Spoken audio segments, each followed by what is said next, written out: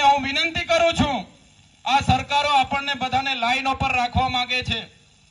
આજે 5 કિલો ચોખા અને 3 કિલો ઘઉં માટે આપણા લોકો 2-2 દિવસ લાઈન ઉપર રહે છે।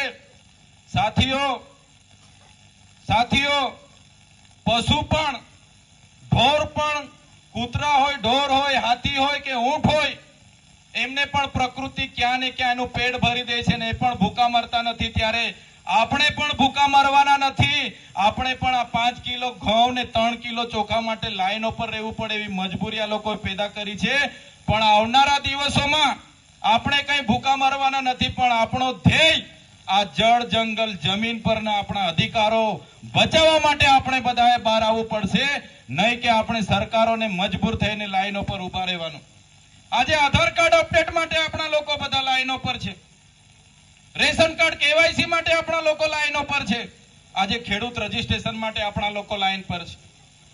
ત્યારે આ સરકારને પણ આપણે કહેવા માંગીએ છીએ, આધાર કાર્ડ તમે આપો છો, રેશન કાર્ડ તમે આપો છો, કટિયામાં અમારું નામ હોય એટલે અમે ખેડૂત, તો અમારે શું કામ એને કેવાયસી ને અપડેટ ને રજીસ્ટ્રેશન કરવાનું ભાઈ? એના માટે શું કામ અમારે 2-2 મહિના લાઈનો પર ઉભા રહેવાનું? એક બાજુ સરકાર એમના પાર્ટીના રજીસ્ટ્રેશન કરાવવું હોય, પાર્ટીના સભ્ય બનવાનું હોય, તો આ સરકારો કહે છે કે ભાઈ તમે ઘરે બેઠા મિસ કોલ મારો અને અમારા પાર્ટીના સભ્ય બની જાઓ, અને આપણને 2-2 મહિના રેશન કાર્ડ ને આધાર કાર્ડના લાઈનો પર મૂકી દીધા છે।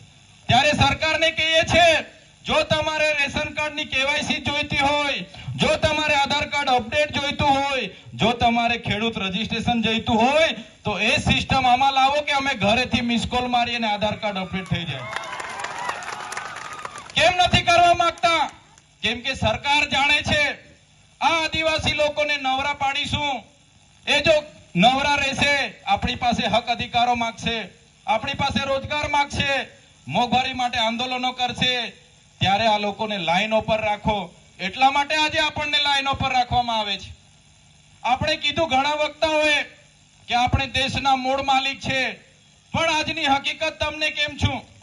આજે મૂળ માલિકને આ લોકોએ મજદૂર બનાવી દીધા છે।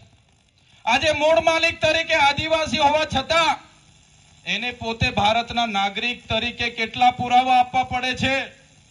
જન્મનો દાખલો માંગવામાં આવે, આવકનો દાખલો માંગવામાં આવે, જાતિનો દાખલો માંગવામાં આવે, આધાર કાર્ડ માંગવામાં આવે, રેશન કાર્ડ માંગવામાં આવે, ચૂંટણી કાર્ડ માંગવામાં આવે, પાન કાર્ડ માંગવામાં આવે, બીપીએલ કાર્ડ માંગવામાં આવે, પોલીસનો દાખલો માંગવામાં આવે, ઘરવેરા પાવતી માંગવામાં આવે, આકારણી માંગવામાં આવે, લાઇટ બિલ માંગવામાં આવે, પાન કાર્ડ માંગવામાં આવે, આઈટી રિટર્નનો કાર્ડ માંગવામાં આવે, સિમ કાર્ડ માંગવામાં આવે, ને હવે તો કેટલાક લોકો અમારો પાર્ટીનો રજીસ્ટ્રેશન કાર્ડ બી લાવે એવું બી કહે છે। આટલા પુરાવા માંગે પછી આપણે દેશના નાગરિક આપણે સાબિત થઈએ છીએ। ત્યારે આ પરિસ્થિતિ આ લોકોએ પેદા કરી છે। કેટલાક સંતો કહી ગયા કે આટલી યોનિમાંથી પસાર થયા ત્યારે માનવીનો જન્મ મળ્યો, પણ અહીંયા તો એવું છે કે અમે જીવીએ છીએ સાબિત કરવા માટે વર્ષના 6 મહિના અમારે કાર્ડ કઢાવવામાં નીકળી જાય છે। કોઈ લાભ લેવા માટે અમારો આદિવાસી ખેડૂત જાય છે, 20 જાતના કાર્ડ તા રજૂ કરે છે, છતાં પેલો મામલતદાર, ટીડીઓ ને તલાટી એવું કહે, કાકા તમારે લાભ જ જોઈતો હોય, તમારે આવાસનો લાભ જોઈતો હોય, તમારે બોરનો લાભ જોઈતો હોય, તો તમે તમારા સરપંચ પરથી હયાતીનો દાખલો લઈ આવો, એવું બી કહે છે ને।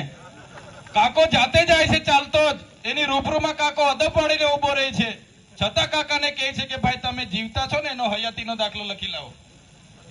આ પરિસ્થિતિ આ સરકારોએ આપણી બનાવી દીધી છે। તમે સમજો આ સરકાર શું કરાવવા માંગે છે। ત્યારે પોસ્ટ મેટ્રિક શિષ્યવૃત્તિ હોય કે આદિવાસીઓ સાથે થતા અન્યાયો હોય, એટ્રોસિટી એક્ટ પરના ટેબલ પરના જામીનો હોય, એક પણ નેતા વિધાનસભામાં કે લોકસભામાં બોલવા માટે તૈયાર નથી। એ પણ આપણે જોવું પડશે।